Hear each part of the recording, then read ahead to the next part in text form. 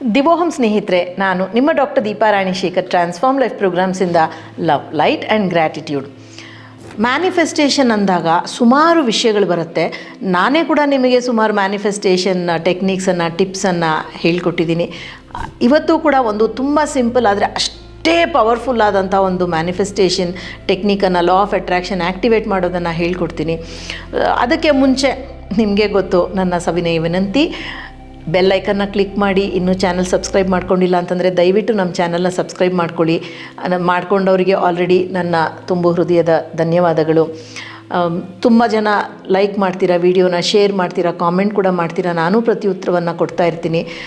ಅದೇ ಥರ ನಿಮ್ಮ ವಿಶ್ವಾಸ, ಅಭಿಮಾನ ನಮ್ಮ ಟ್ರಾನ್ಸ್ಫಾರ್ಮ್ ಲೈಫ್ ಪ್ರೋಗ್ರಾಮ್ಸ್ ಮೇಲೆ ಇರಲಿ ಅಂತ ಕಳಕಳಿಯ ವಿನಂತಿ.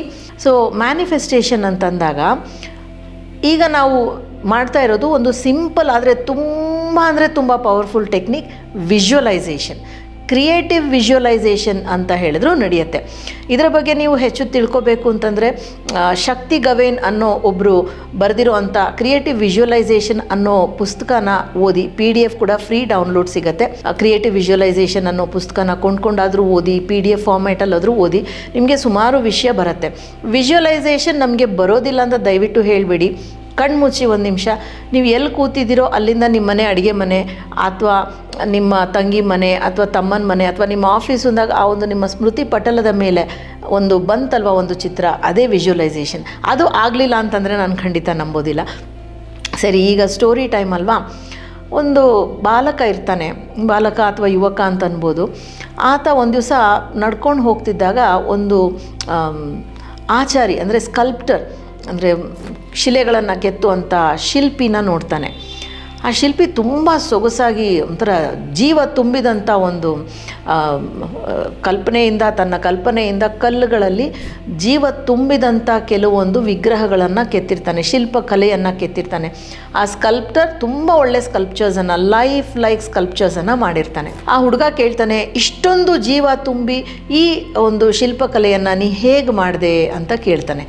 ಆಗ ಆ ಶಿಲ್ಪಿ ಹೇಳ್ತಾನೆ, ನನಗೆ ಏನೂ ಶ್ರಮ ಇಲ್ಲ ತಮ್ಮ. ನಾನು ಒಂದು ಕಲ್ಲನ್ನು ನೋಡಿದಾಗ ನನಗೆ ಈ ಕಲ್ಲಿನಲ್ಲಿ ಒಂದು ಹುಡುಗಿ ಕಾಣಿಸ್ಬೋದು, ಒಂದು ಮಗು ಕಾಣಿಸ್ಬೋದು, ಒಂದು ಹೂ ಕಾಣಿಸ್ಬೋದು, ಒಂದು ದೇವರು ಕಾಣಿಸ್ಬೋದು, ಒಂದು ಪ್ರಾಣಿ ಕಾಣಿಸ್ಬೋದು, ಪ್ರಕೃತಿ ಕಾಣಿಸ್ಬೋದು. ಅದು ಕಾಣಿಸಿದಾಗ ಈ ಎಕ್ಸ್ಟ್ರಾ ಇರುವಂಥ ಜಾಗಗಳನ್ನು ನನ್ನ ಉಳಿಯಿಂದ ಕೆತ್ತಿ ತೆಗೆದುಬಿಡ್ತೀನಿ, ಆಗ ಅದು ಶಿಲ್ಪಕಲೆಯಾಗಿ ಮೂಡಿ ಬರುತ್ತೆ ಅಂತ ಹೇಳ್ತಾನೆ. ಅವನಿಗೆ ಆಶ್ಚರ್ಯ ಆಗತ್ತೆ. ಅಲ್ಲಿ ಒಂದು ದೊಡ್ಡ ಕಲ್ಲಿರುತ್ತೆ ಆ ಶಿಲ್ಪಿಯ ಒಂದು ಅಂಗಣದಲ್ಲಿ. ಆ ಬಾಲಕ ಕೇಳ್ತಾನೆ ಅಥವಾ ಯುವಕ ಕೇಳ್ತಾನೆ, ಇದು ಏನಿದೆ ಇದರಲ್ಲಿ ಎಂದಾಗ, ನೋಡು ಇದರಲ್ಲಿ ಒಂದು ಕುದುರೆ ಜಿಗಿದು ನೆಗೆದು ನಿಂತಿದೆ, ಅದು ಜೀವಕ್ಕೆ ಬರಲು ತುಡಿತಾ ಇದೆ. ಆ ತುಡಿತಕ್ಕೆ ನಾನು ನನ್ನ ಉಳಿಕಲ್ಲಿನಿಂದ ಎಕ್ಸ್ಟ್ರಾ ಇರೋ ಕಲ್ಲುಗಳನ್ನು ತೆಗೆದಾಗ ಅದು ಆ ಒಂದು ಕುದುರೆಯ ಜೀವ ಶಿಲ್ಪಿ ಆಗತ್ತೆ, ಶಿಲ್ಪಕಲೆ ಆಗತ್ತೆ ಅಂತ ಹೇಳ್ತಾನೆ. ಹುಡುಗನಿಗೆ ಆಶ್ಚರ್ಯ ಆಗತ್ತೆ. ಮತ್ತೆ ಅವನು ಮುಂದಕ್ಕೆ ಹೋಗ್ತಾನೆ. ಜೀವನದಲ್ಲಿ ಸುಮಾರು ವರ್ಷಗಳ ನಂತರ ಮತ್ತೆ ಅದೇ ಊರಿಗೆ ಬರ್ತಾನೆ, ಅದೇ ಶಿಲ್ಪಿಯ ಆ ಒಂದು ಅಂಗಳಕ್ಕೆ ಬರ್ತಾನೆ. ಶಿಲ್ಪಿ ವಯಸ್ಸಾಗಿರುತ್ತೆ, ಆದರೆ ಇನ್ನೂ ಶಿಲ್ಪಕಲೆಯನ್ನು ಕೆತ್ತಾ ಇರ್ತಾನೆ. ಆಗ ಶಿಲ್ಪಿ ಹೇಳ್ತಾನೆ ಆ ಯುವಕ, ನನಗೆ ಯಾಕೋ ತುಂಬ ಬೇಜಾರು, ನನ್ನ ಜೀವನದಲ್ಲಿ ಏನೂ ಸರಿಯಾಗಿ ನಡೀತಾ ಇಲ್ಲ, ಏನೇ ಮಾಡಿದ್ರೂ ನನಗೆ ಒಂದು ಖುಷಿ ಅಥವಾ ಯಶಸ್ಸು ಸಿಗ್ತಾ ಇಲ್ಲ, ನಾನು ಏನು ಮಾಡಬೇಕು ಅಂತ ಕೇಳ್ತಾನೆ. ಆಗ ಶಿಲ್ಪಿ ಹೇಳ್ತಾನೆ, ನಾನು ಹೇಳಿದ ಈ ಶಿಲ್ಪಕಲೆಯ ಒಂದು ಸಿದ್ಧಾಂತ ಏನಿದೆ, ಪ್ರಿನ್ಸಿಪಲ್, ಅದನ್ನೇ ನಿನ್ನ ಜೀವನಕ್ಕೆ ಅಳವಡಿಸ್ಕೊ. ನೀನು ಬೇಡದ ವಿಷಯಗಳು ಎಲ್ಲವೂ ತುಂಬಿ ಒಂದು ದೊಡ್ಡ ಕಲ್ಲಿನ ಹಾಗಿದೆ, ಅದಕ್ಕೆ ನಿನಗೆ ಜೀವನ ಭಾರ ಅನಿಸುತ್ತೆ. ನೀನು ಬೇಡದ ಎಲ್ಲ ವಿಷಯಗಳನ್ನು ತೆಗೆದು, ಈ ಕುದುರೆ ಮೇಲೆ ನಾನು ಹೇಳಿದ್ನಲ್ವ, ಈ ಕಲ್ಲಲ್ಲಿ ಕುದುರೆ ಕಾಣಿಸ್ತು ಅಂತ, ಹಾಗೆ ನೀನು ಏನು ಬೇಕೋ ಅದರ ಮೇಲೆ ಗಮನವಿರಲಿ, ಅದನ್ನು ನೀನು ವೀಕ್ಷಣೆಯಲ್ಲಿ ತೆಗೆದುಕೊಂಡು ಬಾ. ಸ್ಮೃತಿ ಪಟಲದ ಮೇಲೆ ಅದನ್ನು ನೀನು ಚಿತ್ರೀಕರಿಸು, ಆಗ ನಿನಗೆ ಬೇಕಾದ್ದು ನಿನ್ನ ಜೀವನದಲ್ಲಿ ನಡೀಲಿಕ್ಕೆ ಶುರುವಾಗತ್ತೆ ಅಂತ ಹೇಳ್ತಾನೆ. ಆತ ಯುವಕ ಈಗ ಒಂದು ಪ್ರೌಢ ವ್ಯಕ್ತಿ ಆಗಿರ್ತಾನೆ. ಹೌದಾ ಅಂತ ಹೇಳಿ ಅದನ್ನು ಮಾಡಿ ಮತ್ತೆ ಕೆಲವು ತಿಂಗಳುಗಳ ನಂತರ ಬಂದು, ನೀವು ಹೇಳಿದ್ದು ಸತ್ಯ, ನನಗೆ ಎಲ್ಲವೂ ಸಮಾಧಾನಕರವಾಗಿ ನಡೀತಾ ಇದೆ ಅಂತ ಹೇಳಿಬಿಟ್ಟು ಹೋಗ್ತಾನೆ. ನಾವು ಇದನ್ನು ಹೇಗೆ ಅಳವಡಿಸೋದು ಅನ್ನೋದನ್ನು ತುಂಬ ಸರಳವಾದ ರೀತಿಯಲ್ಲಿ ಹೇಳ್ಕೊಡ್ತೀನಿ. ಇದನ್ನು ಅಬ್ರಹಂ ಹಿಕ್ಸ್ ಅನ್ನುವಂಥವರು ಈ ಒಂದು ವಿಷಯವನ್ನು ತಿಳಿಸಿ ಹೇಳಿದ್ದು. ಇದನ್ನು ಲೂಯಿಸ್ ಹೇ ಅವರ ಹೀಲ್ ಯೋರ್ ಲೈಫ್ 2 ದಿನದ ವರ್ಕ್ಶಾಪಲ್ಲಿ ಕೂಡ ನಾವು ಒಂದು ಆ್ಯಕ್ಟಿವಿಟಿಯಾಗಿ ಮಾಡಿಸ್ತೀವಿ. ಮತ್ತು ಬೇರೆ ಕಡೆ ಬೇರೆಯವರು ಇದರ ಬಗ್ಗೆ ತುಂಬ ಮಾತಾಡಿದ್ದಾರೆ. ತುಂಬ ಸಿಂಪಲ್ ಕ್ರಿಯೇಟಿವ್ ವಿಜುವಲೈಸೇಷನ್ ಟೆಕ್ನಿಕ್ ಅಂತಂದಾಗ, ಯಾವುದೋ ಒಂದು ವಿಷಯ ನಿಮಗೆ ಆಗಬೇಕು ಅಂತ ಇದ್ದಾಗ, ಉದಾಹರಣೆಗೆ ಈ ವಿಡಿಯೋ ಚೆನ್ನಾಗಿ ಪಾಪ್ಯುಲರ್ ಆಗಲಿ ಅಂತನೋ, ಅಥವಾ ನಮ್ಮ ಚಾನಲ್ಗೆ ಹೆಚ್ಚು ಸಬ್ಸ್ಕ್ರೈಬರ್ಸ್ ಬರಲಿ ಅಂತನೋ, ಅಥವಾ ನಾವು ಮಾಡ್ತಾ ಇರೋಂಥ ವ್ಯಾಪಾರ ಒಳ್ಳೆಯ ಮಟ್ಟದಲ್ಲಿ ಹೋಗಲಿ ಅಂತನೋ, ಅಥವಾ ಗಂಡ ಹೆಂಡತಿ ಮಧ್ಯೆ ಸಾಮರಸ್ಯ ಬರಲಿ ಅಂತ ಏನಾದರೂ ಆಗಿರ್ಬೋದು. ಆ ವಿಷಯ ನಡಿಬೇಕು ಅಂತಂದಾಗ ನೀವು ಬಾಕಿ ಎಲ್ಲ ವಿಷಯಗಳನ್ನು ಬಿಟ್ಟು ಅದರ ಮೇಲೆ ಗಮನವಿಟ್ಟು ನೀವು ಫೋಕಸ್ ಮಾಡಿದಾಗ 17 ಸೆಕೆಂಡು ಬೇರೆ ಯಾವುದೇ ನಿಮ್ಮ ಮನಸ್ಸಿನಲ್ಲಿ ಅಡೆತಡೆ ಇಲ್ಲದೆ ಒಂದೇ ವಿಷಯದ ಮೇಲೆ ಫೋಕಸ್ ಅಂತ ನೀವು ಮಾಡಿದಾಗ 17 ಸೆಕೆಂಡ್ಸ್ 17 ಕ್ಷಣಗಳು ನೀವು ಫೋಕಸ್ ಮಾಡಿದಾಗ ನಿಮಗೆ ಆ ವಿಷಯಕ್ಕೆ ನೀವು 20 ಗಂಟೆಗಳ ಕಾಲ ಶ್ರಮದಾನ ಮಾಡಿದಾಗೆ, ನೀವು 20 ಗಂಟೆಗಳ 20 ಅವರ್ಸ್ ವರ್ಕನ್ನು ನೀವು ಡೆಡಿಕೇಟ್ ಮಾಡಿದಷ್ಟು. ಈಗ ಉದಾಹರಣೆಗೆ ನಾನು ಏನೋ ಒಂದು ಬರವಣಿಗೆ ಬರಿಬೇಕಾಗಿರುತ್ತೆ, ಏನೋ ಒಂದು ಡೀಟೇಲ್ಸ್ ಬೇಕಿರುತ್ತೆ, ನಾನು 20 ಅವರ್ ರಿಸರ್ಚ್ ಮಾಡಿ ಬರೆಯೋದು ಒಂದೇ, 17 ಸೆಕೆಂಡು ಕಣ್ಮುಚ್ಚಿ ಈ ವಿಷಯದ ಬಗ್ಗೆ ನನಗೆ ಡೀಟೇಲ್ಸ್ ಬೇಕು ಅಂದಾಗ ನಾನೇ ಯಾವಾಗಲೂ ಬರೆದು ಮರ್ತಿರುವಂಥ ವಿಷಯ ಅಲ್ಲಿಗೆ ಬರ್ಬೋದು. ಅಥವಾ ಯಾವುದೋ ಐಡಿಯಾಗಳು ಬಂದು ಯಾವುದೋ ಒಂದು ವಿಷಯದಲ್ಲಿ ನನಗೆಲ್ಲ ನಿರರ್ಗಳವಾಗಿ ಸರಾಗವಾಗಿ ಹರಿದು ಆ ವಿಷಯ ನನಗೆ ಬರ್ಬೋದು.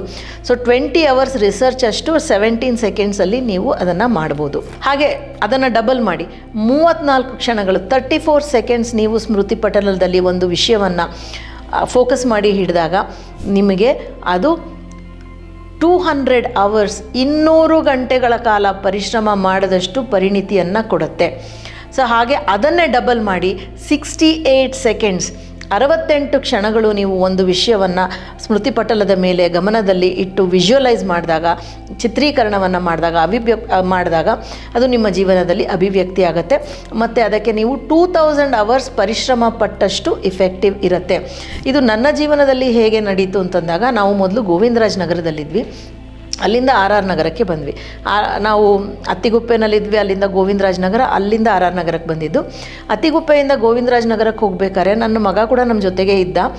ಸುಮಾರು ನಾವು ಮನೆ ಖಾಲಿ ಮಾಡಬೇಕಾದ್ರೆ ಎಷ್ಟು ಸಾಕಾಗಿ ಹೋಯಿತು ಅಂತಂದರೆ, 2 ಮಿಕ್ಸಿ ಇತ್ತು, ಒಂದು ಮಿಕ್ಸಿ ತೊಗೊಂಡೋಗಿ ಇನ್ನೊಂದು ಮಿಕ್ಸಿ ಅಲ್ಲೇ ಬಿಟ್ಬಿಟ್ಟೆ, ನೀವು ಯಾರಿಗಾದರೂ ಕೊಡಿ ಅಂತ. ಸುಮಾರು ಸಾಮಾನು ತೊಗೊಂಡು ಹೋಗೋಕೆ ಆಗದಿರೋಷ್ಟು ಸುಸ್ತಾಗುವಷ್ಟು ಆಗೋಯಿತು. ಹೇಗಪ್ಪ ಈ ಸಾಮಾನನ್ನೆಲ್ಲ ಒಂದು ಅಚ್ಚುಕಟ್ಟು ಮಾಡೋದು ಅನ್ನೋ ಹಾಗೆ ಸುಮಾರು ಸಾಮಾನು ಬಿಟ್ಬಿಟ್ಟೆ. ನಾನು ತೊಗೊಂಬಂದು ಜೋಡ್ಸೋಕ್ಕಾಗಲ್ಲ, ಅಂದರೆ ಮನೆಯಲ್ಲಿ ಮಗ ಇದ್ದು ಅವನು ಸಪೋರ್ಟ್ ಮಾಡ್ತಾ ಇದ್ದಾಗಲೂ ಹಾಗಾಯಿತು. ನಾವು ಗೋವಿಂದರಾಜ್ ನಗರಿಂದ ಆರ್ ಆರ್ ನಗರಕ್ಕೆ ಬರೋ ಹೊತ್ತಿಗೆ ನನ್ನ ಮಗ US ಹೊರಟೋಗಿದ್ದ. ಮಗಳು ಆಲ್ರೆಡಿ US ಅಲ್ಲೇ ಇದ್ದಿದ್ದು, ಮಗನೂ US ಹೊರಟ್ಬಿಟ್ಟಿದ್ದ. ಸೊ ನನ್ನ ಮಗ ಫ್ರೆಂಡ್ಸಿಗೆ ಹೇಳ್ದ, ನಮ್ಮ ತಂದೆ ತಾಯಿ ಇಬ್ಬರೇ ಮಾಡ್ತಾರೆ, ಸ್ವಲ್ಪ ಹೆಲ್ಪ್ ಮಾಡಿ ಅಂತ. ತುಂಬ ಒಳ್ಳೆ ಫ್ರೆಂಡ್ ಸರ್ಕಲ್ ಎಲ್ಲ ಬಂದು ಹೆಲ್ಪ್ ಮಾಡಿದ್ರು. ಅದು ಒಂದು ವಿಷಯ. ನಾನು ಮಾಡಿದ್ದಿಷ್ಟೇ, 17 ಸೆಕೆಂಡು ಮನೆ ಸರಾಗವಾಗಿ ಶಿಫ್ಟ್ ಆಗಿದೆ, ಎಲ್ಲ ಸಾಮಾನು ಅದರ ಜಾಗದಲ್ಲಿ ಹೋಗಿದೆ ಅಂದಾಗ ಅಷ್ಟು ಸಲೀಸಾಗಿ ಬಂದು ಹೆಲ್ಪ್ ಮಾಡಿದ್ರು. 20 ಅವರ್ಸ್ ನಾನೇ ಜರುಗಿಸ್ಬೇಕಾದಂಥ ಸಾಮಾನೆಲ್ಲ ಅದರ ಜಾಗದಲ್ಲಿ ಅದದಿತ್ತು. ಇನ್ನೊಂದು ಸರ್ತಿ ಮನೆ ಪೇಂಟ್ ಮಾಡಿಸ್ಬೇಕಾದ್ರೂ ಹಾಗೆ, ಮನೆ ಪೇಂಟ್ ಮಾಡೋದು ಅಂದರೆ ನಿಮಗೆ ಗೊತ್ತು ಎಷ್ಟು ಶ್ರಮ ಇರುತ್ತೆ ಅಂತ. 17 ಸೆಕೆಂಡ್ಸ್ ನಾನು ಸ್ಮೃತಿ ಪಟಲದ ಮೇಲೆ ಪೇಂಟಿಂಗ್ ಆಗಿ ಎಲ್ಲ ಸಾಮಾನು ಅದರ ಜಾಗಕ್ಕೆ ಹೋಗಿದೆ ಅಂದಾಗ ಬೋರ್ ಆಗ್ತಾ ಇದ್ದಷ್ಟು ಟೈಮ್ ಇತ್ತು ನನ್ನ ಕೈಲಿ. ಮನೆ ಪೇಂಟ್ ಮಾಡಬೇಕಾದ್ರೆ ಬೋರ್ ಆಗೋಕ್ಕೆ ಟೈಮ್ ಇರುತ್ತಾ, ಅಷ್ಟು ಸಲೀಸಾಗಿ ಆಯಿತು. ಯಾವುದೇ ದಿನನಿತ್ಯದ ಕ್ರಮಕ್ಕಾಗಲಿ, ನಿಮ್ಮ ಜೀವನ ಶೈಲಿಯ ಒಂದು ವಿಷಯ ಇರ್ಬೋದು, ಜೀವನದ ಧ್ಯೇಯವನ್ನು ನೀವು ಅಭಿವ್ಯಕ್ತಿಪಡಿಸ್ಕೊಳ್ಳೋಕ್ಕಿರ್ಬೋದು, 17 ಸೆಕೆಂಡ್ ಶುರು ಮಾಡಿ ಅದು ಅಭ್ಯಾಸ ಆಗಿ ಅದರಲ್ಲಿ ನಿಮಗೆ ಒಂದು ಹೋಲ್ಡ್ ಬಂದಾದಮೇಲೆ 34-68 ಸೆಕೆಂಡ್ ಹೋಗಿ. ಇದು ಅಕ್ಷರಶಃ ಸತ್ಯ. ಇದಕ್ಕೆ ನಾನು ಸೈಂಟಿಫಿಕ್ ಬ್ಯಾಕಿಂಗ್ ಹೆಂಗೆ ಕೊಡ್ತೀನಿ ಅಂತಂದರೆ, ನಮ್ಮ ಋಷಿ ಮುನಿಗಳೆಲ್ಲ ಹಾಗೆ ಮಾಡ್ತಾ ಇದ್ದಿದ್ದಲ್ವ, ಅವರು ಯಾವಾಗಲೂ ಧ್ಯಾನದಲ್ಲಿರ್ತಾಯಿದ್ರು. ಫೋಕಸ್ ಆಫ್ ಒನ್ ಅಂದರೆ ಒಂದೇ ವಿಷಯದ ಮೇಲೆ ಧ್ಯಾನ ಇರ್ತಾಯಿತ್ತು. ಸೊ ಅವ್ರು ಏನೇ ನೋಡಿದ್ರು ವರ ಅಥವಾ ಶಾಪ ಅದು ಹಾಗೆ ಮ್ಯಾನಿಫೆಸ್ಟ್ ಆಗಿಬಿಡ್ತಾಯಿತ್ತು. ಇವತ್ತು ನಾವು ಅಷ್ಟೊಂದು ಫೋಕಸ್ ಮಾಡೋಕ್ಕಾಗಲ್ಲ. ಕನಿಷ್ಠ 17 ಸೆಕೆಂಡ್ ನಿಮಗೆ ನೀವು ಮ್ಯಾನಿಫೆಸ್ಟ್ ಮಾಡ್ಕೊಳ್ಳೋದಕ್ಕೆ ಸ್ಪೆಂಡ್ ಮಾಡಿ. ಅಂದರೆ ಹಾಗಾಗಿ ಇದನ್ನು 17 ಸೆಕೆಂಡಲ್ಲಿ ಬೇರೆಯವರ ವಸ್ತು, ಬೇರೆಯವರ ಆಸ್ತಿ, ಬೇರೆಯವರ ಹೆಂಡತಿ ಗಂಡನಿಗೋಸ್ಕರ ಮ್ಯಾನಿಫೆಸ್ಟ್ ಮಾಡ್ಕೊಳ್ಳೋಕೆ ಹೋಗಬೇಡಿ. ನಿಮಗೆ ಸಲ್ಲಬೇಕಾದ್ದನ್ನು ನೀವು ಪಡ್ಕೊಳ್ಳಿ. ಆರೋಗ್ಯದಿಂದಿರಿ, ಆನಂದದಿಂದಿರಿ. Thank you so much for joining me. ನಾನು ನಿಮ್ಮ doctor Deepa Rani Shekhar, transform life ಪ್ರೋಗ್ರಾಮ್ಸಿಂದ. ದಿವೋಹಂ, ಲವ್, ಲೈಟ್ ಆ್ಯಂಡ್ ಗ್ರ್ಯಾಟಿಟ್ಯೂಡ್.